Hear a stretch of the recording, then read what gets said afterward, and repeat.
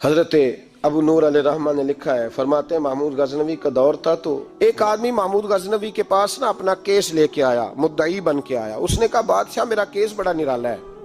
بادشاہ سلامت نے کہا وہ کس طرح؟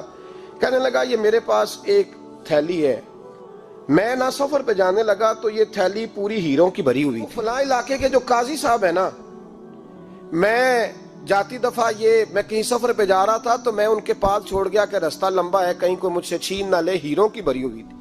کچھ دنوں کے بعد میں واپس آیا ہوں، قاضی صاحب نے مجھے تھیلی واپس کی ہے تو اس میں ہیروں کی بجائے کھوٹے سکے نکلے۔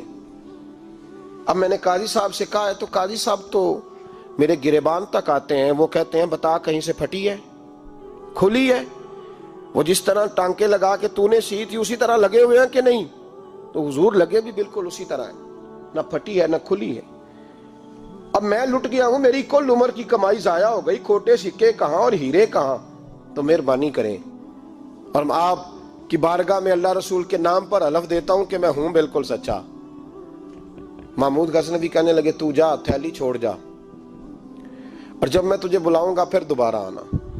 وہ شخص چلا گیا۔ محمود غزنوی اٹھے، دربار برخاست کیا، لوگوں سے کہنے لگے چلے جاؤ، میں 3 دن کے لیے سیر کرنے جا رہا ہوں، 3 دن کے بعد لوٹوں گا۔ اکیلے جب رہ گئے نا محمود دربار میں تو محبوب نے چھری منگائی۔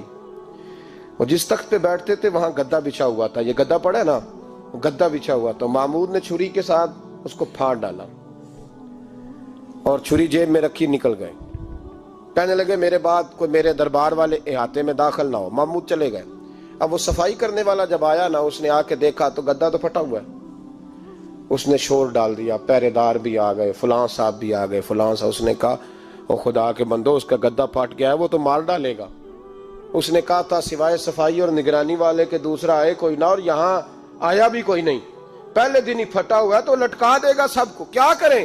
شور ہو گیا، سارے دربار کے ملازمین اکٹھے ہو گئے۔ ایک بندہ بولا، کہنے لگا فکر نہ کرو، میں کیسے بندے کو جانتا ہوں، اس طرح سیے گا کہ جس نے پھاڑا ہوگا اسے بھی پتہ نہیں چلے گا کہاں سے پھٹا تھا، ایسا بہترین رفو کرے گا کہ پتہ بھی۔ اس نے کہا یار ہم سارے ایک مہینے کی تنخواہ دیتے ہیں، تو بندہ بلا۔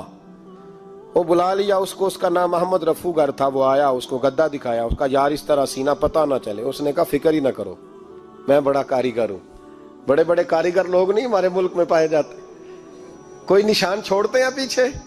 بڑے کاریگر کا پیسے ہونے چاہیے، بڑے بڑے کاریگر بندے۔ آپ یقین کریں ایسا فلسفہ، یہ عمرہ عبادت ہے نا، سرکار دو عالم صلی اللہ علیہ وسلم کی بارگاہ کی حاضری بڑی نعمت ہے نا۔ تو سعودی گورنمنٹ نے پابندی لگا دی، خیر ان کی بھی زیادتی ہے، اس طرح کی پابندیاں شریعت اسلامیہ میں جائز نہیں۔ اللہ کے گھر مسلمان جب چاہے جا سکتا ہے، لیکن وہ کہتے ہیں جی 2000 ریال دے جس نے 2 سال بعد بھی آنا ہے۔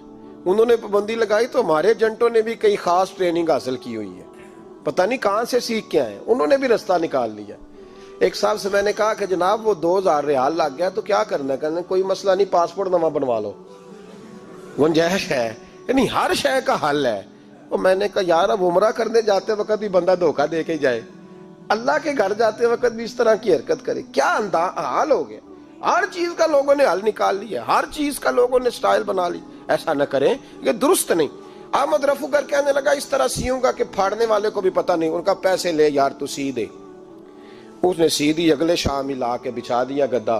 تیسرے دن بادشاہ سلامت آئے، آ کے پہلی نظر گدے پہ ڈالی۔ اس نے بلایا سب ملازمین کو، کہا کس نے سیا ہے؟ کہا جناب کیا ہوا؟ کہا یہ پھٹا ہوا تھا۔ کس نے؟ کہا نہیں پھٹا ہی نہیں۔ وہ کہنے لگے بنو بات، میں خود پھاڑ کے گیا تھا، تو بتاؤ صحیح سیا کس نے ہے؟ کہا جناب آپ پھاڑ کے گئے تھے تو بتایا کیوں نہیں؟ فرمانے لگے اسی لیے تو بتایا نہیں تھا کہ تم خود تحقیق کر لو، بلاؤ بتاؤ سیا کس نے۔ تو بلا لیا، احمد رفو گر آ گیا۔ اس کو جب بلا کے سامنے بادشاہ کھڑا کیا، کہا بھئی تو نے سیا ہے؟ کہنے لگا حضور آپ کے سارے ملازم کٹھے ہو کے آئے تھے، میری غلطی کوئی نہیں۔ کہا نہیں یار تو بڑا کاریگر ہے، میں نے اپنے ہاتھ سے پھاڑا تھا پر مجھے بھی نہیں پتا چل رہا کہاں سے پھٹا تھا۔ اچھا یہ بتا یہ تھیلی جو ہے یہ بھی تو نے سی تھی؟ اس نے کہا جی آپ کے خادم کا ہی کارنامہ ہے، وہ فلانے علاقے کے قاضی صاحب آئے تھے، اس میں سے ہیرے نکال کے تو کھوٹے سکے بھرے تھے، تو مجھے بھی تھوڑا سا حصہ ملا تھا۔ محمود نے سارے گواہ بھی اکٹھے کر لیے، ثبوت بھی اکٹھے کر لیے۔ پھر قاضی کو بلایا، پہلے سارے ثبوت اور گواہ کیس حل کر لیا، پھر ہمارے ہاں یہ حال ہوتا ہے کہ مدعی 2-3 ہفتے کے بعد خود ہی ہاتھ باندھ جاتا ہے، کہنا تسی میری جان چھڈو، مجرم پھڑو پاوے نہ پڑھو۔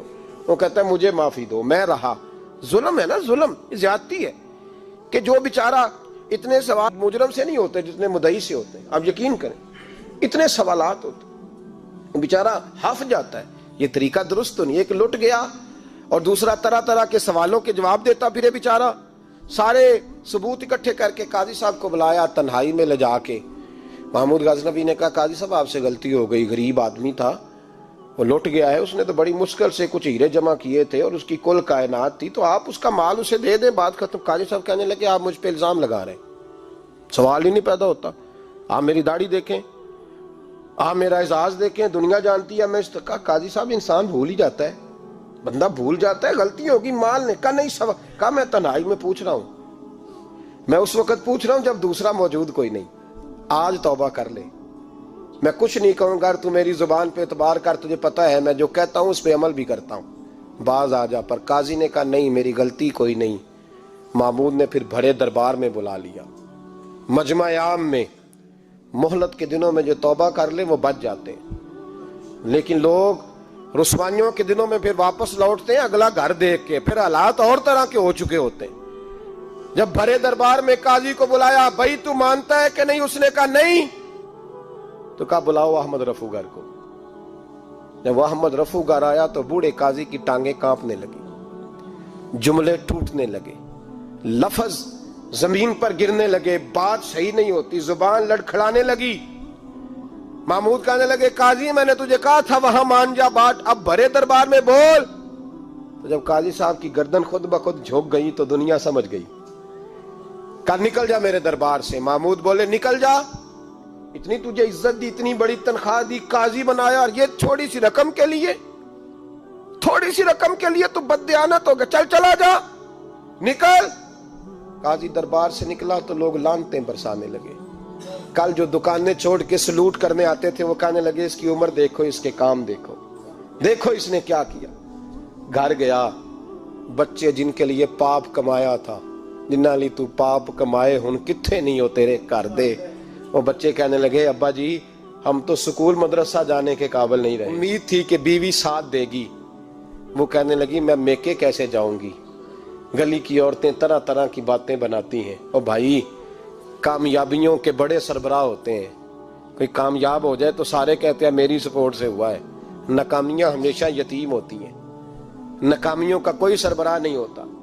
جب تک تو قاضی تھا تو بڑے بات تھی، ہر بندہ کہتا تھا رشتہ دار ہے، رسوائی ہو گئی تو وہ تیری آنکھ ہو یا سنگ ملامت کی چبھن، کون پہنچا ہے میرے درد کی گہرائی تک، دور شہرت میں تو یاروں نے کیا یاد بہت، ساتھ آیا نہ کوئی کوچے رسوائی تک۔ اور میاں صاحب کہنے لگے ساری عمر ہی آٹا گد ہے، میں لکھاں کیتے نہیں پیڑے، اب وقت آیا ہی تے محمد بخشا کوئی نہیں ہوں بیٹھا نیڑے، حالات ہی بدل گئے۔ قاضی خاموشی سے اندر چلا گیا، اپنی رسوائی سمیٹ کے بستر پہ لیٹا، نہ روٹی کی بھوک لگی، نہ پانی کی پیاس لگی، نہ نیند آئی، ساری رات تڑپتا رہا۔ سویرے گھر والوں نے دروازہ کھولا تو روح پرواز کر گئی تھی، دنیا چھوڑ گیا۔ حضرت ابو نور علیہ رحمہ بولے، فرمانے لگے یاد رکھو کبھی بددیانتی نہ کرنا، کبھی، یہ تو محمود غزنوی کی عدالت تھی، قیامت میں رب کریم کی عدالت لگے گی۔ اور فرمایا وہاں تو گواہی دینے والا احمد رفوگر تھا، قیامت میں تو تمہارے اپنے ہاتھ پیر گواہیاں دیں گے، ہمارا اپنا وجود گواہی دے گا۔ اور فرمایا یہاں تو لعنتیں دنیا دار برساتے تھے، وہاں فرشتے ہوں گے۔ اور قاضی کو تو موت آ گئی تھی، قیامت میں تو دوبارہ موت بھی کوئی نہیں آئے گی۔